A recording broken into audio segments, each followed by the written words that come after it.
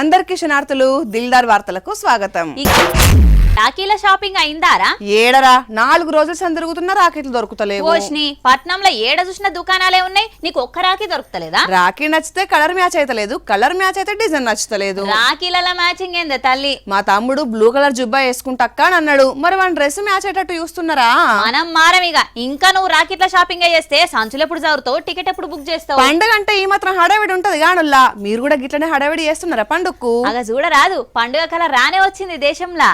రంగురంగుల రాఖీలతోటి బజార్లన్నీ కలకలలాడుతున్నాయి. ఏ వాడ చూసినా అప్పుడే పండుగ సందడిగా ఆనొస్తున్నది. అక్క చెల్లెళ్ళు సంచులు చదురుకొని అవ్వగారిండ్ల బాట పట్టిండ్రు. చదువు కోసం, కొలువు కోసం పక్కూర్లుంటున్న పిల్లలు కూడా రాకిట్ల పండుగకు ఊరు ప్రయాణాలు మొదలు పెట్టిండ్రు. బస్టాండ్లల్లా అప్పుడే సందడి మొదలైంది.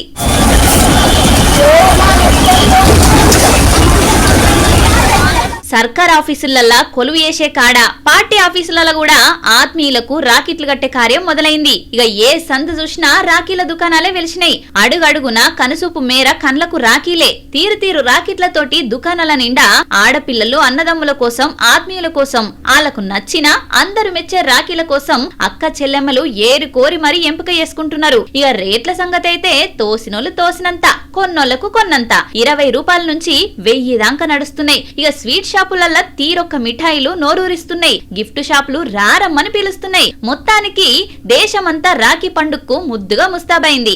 అనుబంధాలు ముడేసి ఆత్మీయతలు వంచుకునే ఈ పండుగ మనసు నిండుగా జరుపుకోవాలని మన దిల్దార్ తరపున కోరుకుందాం. రాత్రి నుంచి ప్రతి ఒక్కరి ఫోను అన్నా చెల్లెలి అనుబంధం, జన్మ జన్మల సంబంధం అని మోగుతాయి కావచ్చు. మస్తుగా మోగుతాయి. నీ బంగారు చేతికి రాకెట్ కడతనే అన్నా అనుకుంటా చెల్లెలంతా అక్కలంతా రాకెట్ పట్టుకొని అవ్వగారింటి బాట పడతారు. రాకీట్ కట్టినాక ఉంటదిగా అన్నల తమ్ముళ్ళ కథ. 1000 రూపాయలు ఇస్తే ఒప్పుకోరు, చీర కొంటే పట్టుకొని పోరు, మీదికెళ్లి ఆడబిడ్డ అలిగిపోతే ఆవతోని పోరు, ముందు పోతే నుయ్యి వెనకకు పోతే గొయ్యి అన్నట్టే ఉంటది పరిస్థితి. కరెక్ట్ గా చెప్పినావు కదా. ఏ ఇంట్లోనైనా ఉన్న కథే కదా. అయితే షర్మిలక్క జగనన్నకు రాఖీ కడతదంటవారా? కవితక్క రామన్నకు నోట్ల స్వీట్ పెడతాదంటవారా? షర్మిలక్క దొరికేటట్టు లేదు గాని కవితక్కని అడుగుదాంపా, అన్నకు రాఖీ కడతదో లేదో. రాకెట్ల పండుగ అంటే అక్క చెల్లెళ్ళు ఎప్పుడెప్పుడు ఇంటికి వస్తారా అని అన్నదమ్ములు ఎదురు చూస్తారు. అయితే ఈ తాప మొన్నటిదాకా పేగుబంధంగా ఉన్న రామన్న కవితక్క 2 పార్టీలుగా విడిపోయారు కదా.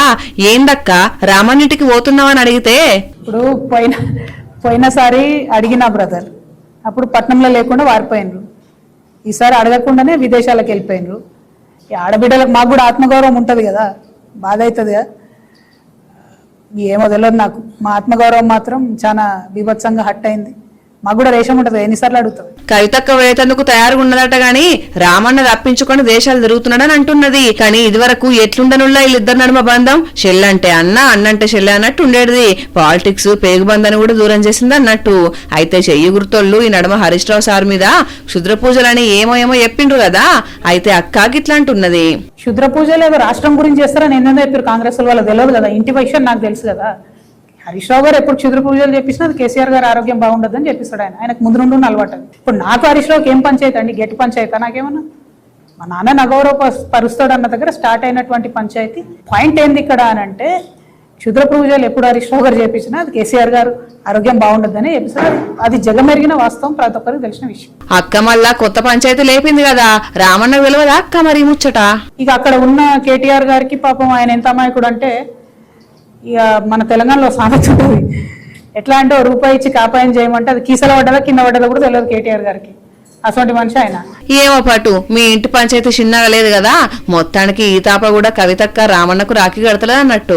కళ్ళు అంటే కళ్ళు కాదు తెలుసా నీకు? నాకు తెలియని కళ్ళు, నేను చూడని కళ్ళు కూడా ఉన్నదా తెలంగాణలో? అబ్బచ్చా, కళ్ళులో నువ్వు అంత స్పెషలిస్టువా? ఏమనుకుంటున్నావు నువ్వు? కళ్ళు పుట్టింది మా ఇంట్లో, చెట్టు పెరిగింది మా చేన్లా. పోద్దాడు ఎట్లుంటది, పరుపుదాడు ఎప్పుడు వస్తుంది, పుట్ట మీద చెట్టు, అడుగొడ్డుకున్న చెట్టు, ఇట్లా చెట్టుకు వచ్చే కళ్ళు ఎట్లుంటదో చెప్తా. అబ్బో, మరి ఏమనుకుంటున్నావు? ఇంత చెప్తాన్నావు కదా, ఎన్నడన్నా ఇంత నీరా తెచ్చినవా? మంచి కళ్ళని పట్టుకొచ్చి పోసినవా? ఏంది పోసేది? అయినా నువ్వు చిల్లర కొట్టి చిట్టమ్మ చుట్టానివి కదా. ఇంతకు కళ్ళు ముచ్చడం ఎందుకు తీసుకొచ్చినావు? కళ్ళు ఈత చెట్టుకు, తాటి చెట్లకు, అప్పుడప్పుడు యాప చెట్టుకు గారుతున్నదని వార్తలు చూసినాం కదా. మరి ఇప్పుడేం చెట్టుకు బారుతున్నది? ఇగో గీ చెట్టుకు.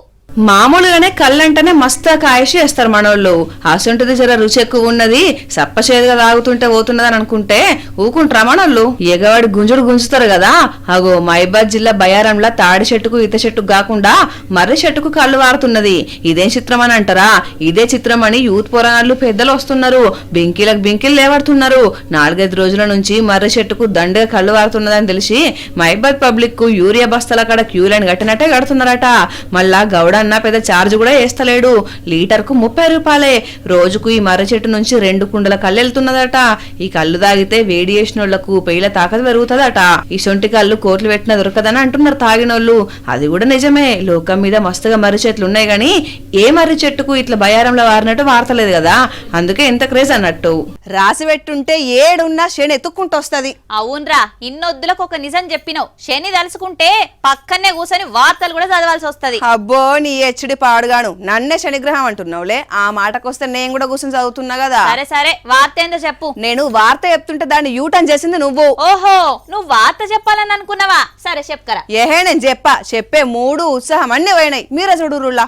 ఈ 7 వానదేవుడు చేసిన మోసానికి బ్యాచులర్ కప్పలన్నీ పెళ్లిలు వేసుకుని ఫ్యామిలీలుగా మారినాయి. ఇప్పుడు గాడిదలకు కూడా 3 ముళ్ళు పడుతున్నాయి. కానీ వానదేవుని జాడైతే దొరుకుతలేదు. గింత పాపమా, గింత కఠిన పాషాణమా? ఎప్పుడో జూన్ నెలలో మొదలు పెడితే ఇప్పటిదాకా ఎన్ని పూజలు చేసిర్రు, ఎన్ని మొక్కులు పెట్టిండ్రు. నీ గిదేనా నువ్వు చూసే ఆదరణ? గిదేనా మాపై నీ కరుణ? అనంతపురం జిల్లా పాల్తూరు గ్రామంలో వానల కోసం గాడిదలకు గ్రాండ్ గా పెళ్లి చేసి ఊరంతా ఊరేగిచ్చిండ్రు. ఏ లోటు లేకుండా పూలతోటి అలంకరించి దండలు మార్పిచ్చి తాలి కట్టిపిచ్చి ఊరంతా అడుగులేపిచ్చిర్రు. ఇక ఊరుకో ఆచారం, ఇంటికో సాంప్రదాయం. వాళ్ళ నమ్మకం వాళ్ళది. ఇట్లా వేస్తే వాన పడుతుందని పెద్దలు చెప్పిన మాటను సద్ది ముట్ట లెక్క వాటిచ్చిండ్రు. మరి ఆ పెద్దల మాటను నిలబెడతాడో ఏం చేస్తాడో వానదేవుని దయ.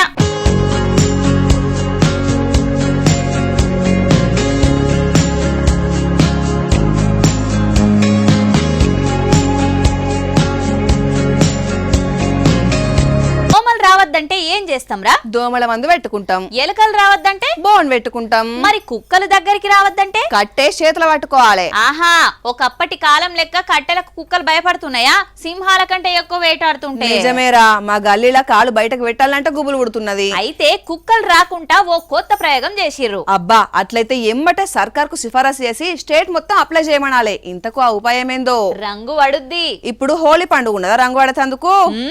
రంగు వడుద్ది. అబ్బా, ప్రశ్న అడిగితేనే రంగు పడుతుందా? ఏహే గట్ చూడు. అందరి ఇండ్ల ముంగట ఈ రంగు డబ్బాలు మీరు గమనించిండ్రా? ఇదే కుక్కలు రాకుండా చేసిన కొత్త ప్రయోగం. ఇంటి ముంగట దిష్టి గుమ్మడికాయ ఉన్నా లేకున్నా ఈ రంగు డబ్బాలు మాత్రం పక్కా పెట్టుకుంటున్నారు. నిన్ని అలా ఏ ఊరు చూసినా కుక్కలు కోతుల ముచ్చట్నే. ఇంట్లోకెళ్లి కాలు బయట పెట్టాలంటే గట్టిగా మనుషులున్నా కూడా కట్టెల పట్టుకొని తిరుగుతున్నారు. ఇక పసిపిల్లలు ముసలోళ్ళ సంగతి అయితే చెప్పనవసరమే లేదు. ఎగవాడు ఓ దిక్కు పాడై వచ్చి వాకిట్ల అరుగుల మీదనే కాలకృత్యాలు తీసుకొని పోతున్నాయట. ఇక ఎట్లా చేయాలి అని ఇగో ఇదో ఉపాయం చేసిర్రు. సున్నం పసుపు నీళ్లు కలిపి ఇంటి ముంగట పెడుతున్నారు వేమ్లవాడపట్నం గాంధీనగర్లా. ఇక వాళ్ళ ప్రయత్నం వాళ్ళు చేస్తున్నారు. ఫలితం కొద్దిగా నయమే ఉన్నదని అంటున్నారు. అసలే కుక్కలు కోతులతోటి విసిగిపోయిన ఈ జనం ఏదైనా విరుగుడున్నది అని అంటే ఊకుంటారా? ఇంటి ముంగట ముగ్గు పెట్టినా పెట్టకున్నా ఈ రంగు నీళ్ల డబ్బా మాత్రం పెడుతున్నారట. చిన్నప్పుడు నాకు ఆగస్టు నెల అంటే మస్తు ఇష్టం ఉంటుండే తెలుసా? చిన్నప్పుడా? పెద్దగైనాక ఇష్టం ఎటువైందో? అప్పుడంటే బడికి సెలవులు ఇస్తారు కాబట్టి ఇష్టం ఉండేది. ఇప్పుడు నువ్వు సెలవులు ఇస్తావా? పండుగ రోజు కూడా పని చేపిస్తావు. నిత్య పండుగ అయితే నిన్నెవరు కొడతారా పెండ్లామా అన్నాడట ఏనకట్టుకోక ఆయన. చిన్నప్పుడు ఎంజాయ్ చేసింది చాలదా?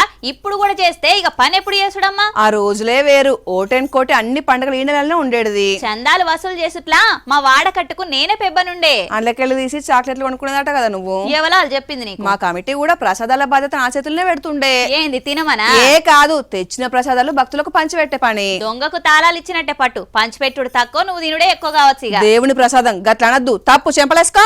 వేసుకుంటా గాని గణేష్ ల తయారు ఏడదాకా వచ్చిందో చూద్దాంపా. చవితి పండుగ దగ్గర పడుతుంది. చందాలు జమ చేసుట్లా యూత్ బిజీగా ఉన్నారు. తీరు గణపయ్యలు కూడా తయారైతున్నారు. కైలాసం నుంచి భూలోకానికొచ్చి ఇగో ఈ కళాకారుల చేతుల రూపుదిద్దుకుంటున్నారు. ఎన్ని రూపాలల్లా చూసుకొని పార్వతమ్మ మురిసిపోతుంది కావచ్చు. తీరొక్క తీరు తీర్చిదిద్దుతున్నారు. ఇది వరకు ఊరికో విగ్రహం పెట్టుకుని వలుసుకున్నటోళ్ళు ఇప్పుడు గల్లీ గల్లీకి గణనాథులే. చిన్న పల్లెలో కూడా 10 గణపయ్యలు కొలువు తీరాల్సిందే. వాడవాడలా వినాయకుడు కొలువు తీరాల్సిందే. అందుకే ఏటా కొన్ని వేల విగ్రహాలు తయారు చేసుట్లా ఈ కళాకారులు తల మునకలయ్యారు. ఈ ఏడు కూడా పార్వతి తనయునికి తుది మెరుగులు దిద్దుతున్నారు. వానదేవుని కోసం జనం మొక్కులు పెడుతుంటే పాపం మీ కళాకారులు మాత్రం చేసిన శ్రమ వృధా కాకుండా నువ్వే చూడాల సామి అని ఓ దిక్కు భయపడకుండానే ఏ విఘ్నాలు లేకుండా బేరాడు జాగాలే మా బతుకులలో వెలుగులు నింపాలే అని ఆ విఘ్నాల అధిపతిని వేడుకుంటా పనుల నిమగ్నమయ్యారు. దూర ప్రాంతాల నుంచి వారం ముంగల్నే కొని తీసుకుపోతారు విగ్రహాలను. ఇప్పటికెళ్లే మొదలైతే ఈ 15 రోజులు చిన్నగా మెల్లగా ఊపందుకుంటాయి కొనుగోళ్లు. ఏడాది మొత్తం కష్టపడి చేసిన ఈ కళాకారులు ఈ నెల మీదనే ఆశలు పెట్టుకుంటారు. మొత్తానికి ఎప్పటి లెక్కనే ఈ ఏడు పండుగకు లంబోదరుడు రెడీ అయినట్టే.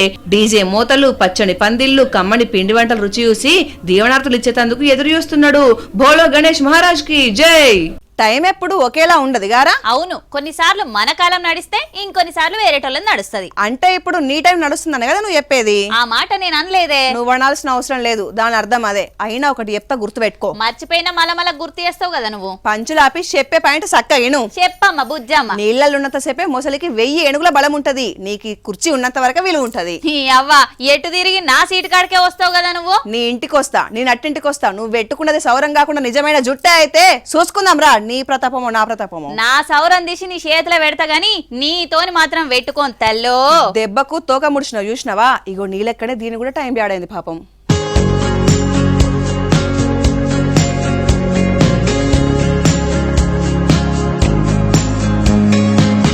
అడవిలున్న జీవాల్ని వెంటాడి వేటాడి చంపుకదినే చిరుతపులికి ఎంత కష్టం వచ్చిందో చూడుర్రి.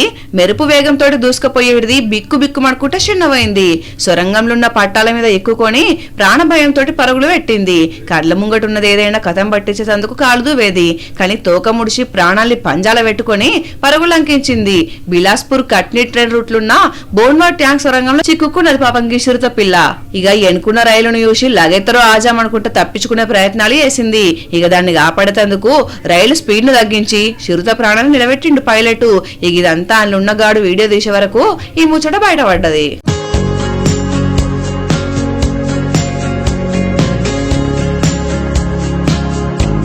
ఇవల్ల ఇయాల్టి దిల్దార్ వార్తలు. మళ్ళొచ్చే దిల్దార్ వార్తలల్లా మళ్ళా కలుద్దాం. అంతవరకు చూస్తూనే ఉండండి వనిత టీవీ. నమస్తే.